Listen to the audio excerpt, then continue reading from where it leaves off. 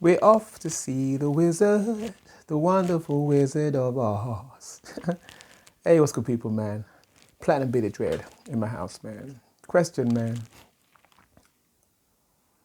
Are you afraid? Or would you consider yourself brave? No right or wrong answer yet, but when you think about the climate that we're living in now and what's going on in the media and stuff, where do you place yourself in all of this? I was in the supermarket earlier on, no, yesterday, uh, and I saw a mother with a young child in a pushchair. And I do what I always do. Whenever I see young children, I always make a smiley face. And she smiled back. And the mum was just oblivious, just sorting out shopping and stuff. And so I moved on, started looking for what I needed, and then got to the cash point. And I saw them again, the mum and the child in the pushchair. And I noticed that she just stood still. She wasn't moving. And in my mind, I was thinking, that's a bit odd, because she wasn't looking at anything. She wasn't buying anything. And she just stood still. And so I thought, all right, let me pass her. And then she moved. And then I realized that she was afraid to get too close to me. She had a mask on. I didn't have no mask on, but I ain't wearing masks. I literally have to. But that's for another post. But you could feel that she was afraid to get too close to me.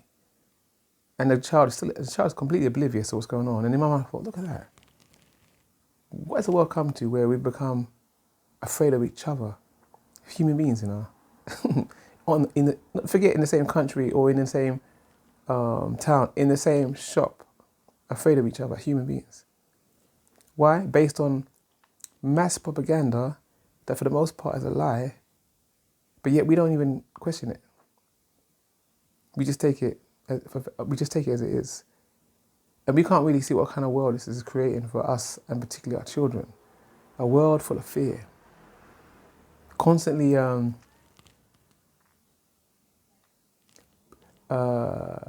thrown at us through the media. A world full of lies, man. Propagated by not just the media, but the government and their medical establishment, all working together to create this kind of almost like sci-fi movie world where we're looking at each other like we're aliens, like we, you know what I mean? Never in my wildest dreams, but I thought I'd see that. Where a person afraid of me, simply because, whether it be a mask or simply because I might have some sort of disease. Now, the reason why I mentioned The Wizard of Oz earlier on is because if you ain't seen it, definitely worth seeing. I used to love it when I was little, but for different reasons. Back then I just thought it was a great story and I just loved it, man. But then as I got older, I realised there was many layers to that movie. Some that are still yet to find out about. But on one level, you had the Tin Man, the Scarecrow and the Lion. And you had Dorothy, of course, with a dog. And there was one thing that they all desired, that they all wanted more than anything else. You had the Tin Man who wanted a heart for love. You had the Lion that wanted courage, because he had none. And you had the Scarecrow that wanted intelligence. Now, I'm hoping I got them in the right order, I don't know. But basically those three things: intelligence, love, in fact it was the brain, but intelligence, love, which was the heart, and courage. And then you had Dorothy that wanted to return home. And throughout the film, they're trying to make their way to, the wizard, the one that controls everything, the all-powerful one. And they're met with all kind of obstacles. And you've got the Wicked Witch, who, every step of the way, she's coming back to them and inciting fear and all that kind of stuff.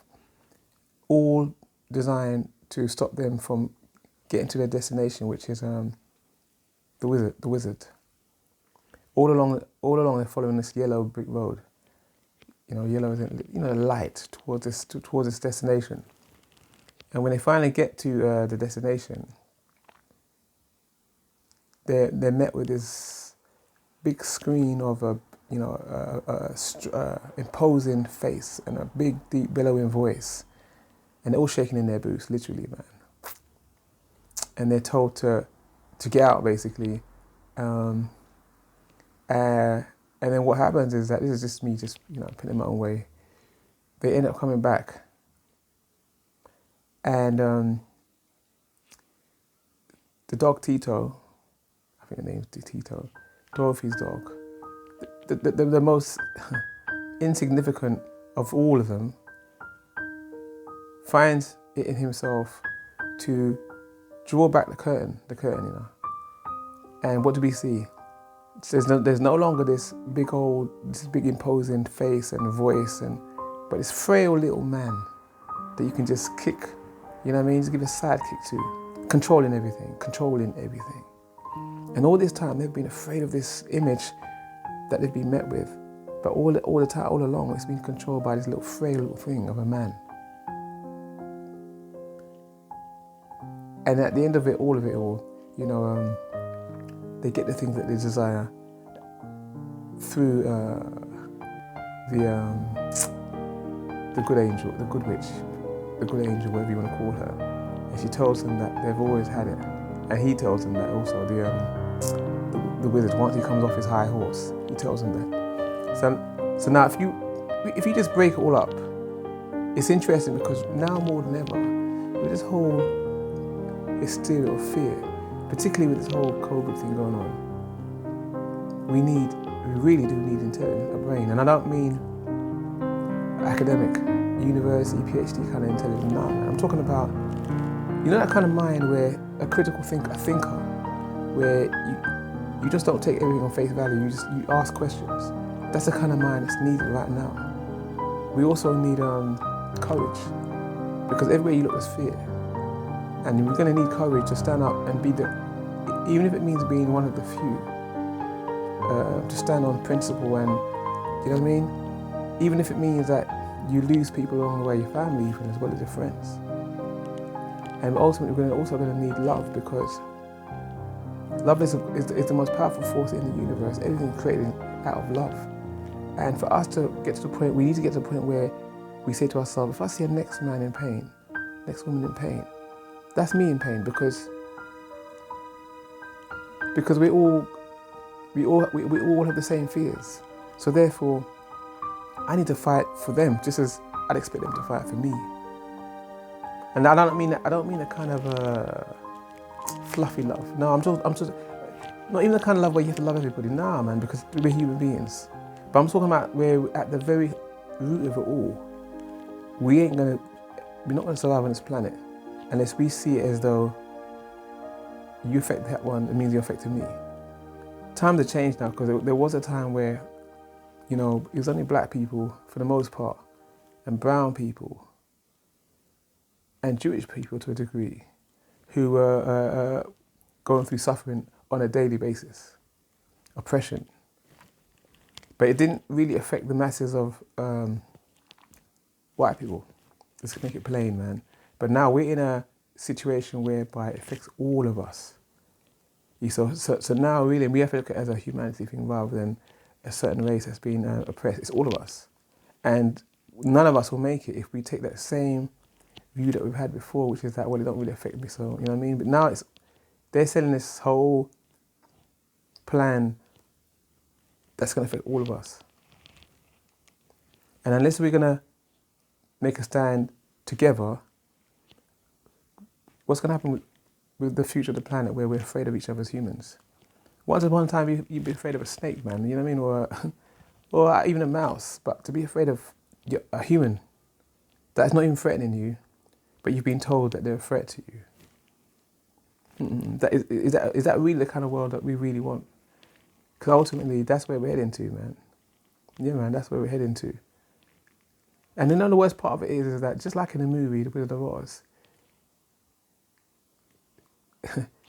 we need those traits that we spoke about: courage, intelligence, or a brain, and a heart. Because that's the only way we're going to expose this frail thing of a wicked human being that's controlling the whole narrative that we see through the media. And that frail, skinny, whatever it is thing is powerless without our consent, if you like, or our fear. And he knows that. Think about it, right? If tomorrow everybody turned around and said, nah, man, I'm not doing it. What can he do? Nothing. What can he do? Kill us? He can't kill us all. And even to kill us, he can't even do that. Why? Because all you did is freeing us. But they're so effective and wickedly wise in manipulating fear that they don't even have to do much. We do it for them. You know, hence in the shop, the woman looking at me like, you know what I mean, like I'm not doing something right. So in other words, you don't see that wicked underhand as manipulating everything, just like in the movie Wizard of Oz with the curtains. But it took something that seemed insignificant, like the dog Tito, to draw back the curtain, you know. The very thing that has kept us from seeing things for what they really are. And that's where we need to get to, because then we'll realize that this government, those people that control everything, and behind the government, it's not just the government, that's the face we see. They will come crumbling now, because now we can see them for what they are. Frail, and you know what I mean? Frail and insignificant. Because now we recognize that without our consent, they can't do nothing. So I mean, they can't do nothing. And ultimately, we'll realize, just like in the movie The Wizard of Oz, that everyone's desire, consciously or subconsciously, is to return home. And I don't mean home as in a place out there, you know, in the clouds. I'm talking about home in terms of the very essence of what we are, what we're made from, the God force, if you like. Because once you're centered and once you're home, once you're one with that God force within you, then the fear goes. Because everything begins to make sense from the point of view that it's all part of the divine plan. So there's nothing to be afraid of. And that really means, that's really the essence of returning home. And it's not even so much return, it's almost like remembering what we are, who we are, you know? Yeah. So when I ask the question, are you afraid? Were you brave? Or are you brave? It's not to be condescending or to be, you know what I mean, or to think I'm this, that, the other. It's just really for us to ask ourselves the question, and if we are afraid, what's that fear based on? And always remind ourselves that you've got that stupid little, I shouldn't say that, but that frail little thing behind the curtain controlling everything. And now we really need to pull back the curtain, you know, to see this mass propaganda that we're being sold for what it really is. Anyway, man, hope that's not too deep, man. But what's your thoughts, man? Platinum Bearded Dread. Tales in my house, man. Oh yeah, don't forget, hit the like button, subscribe or something. That way we can do this again. Yeah, man.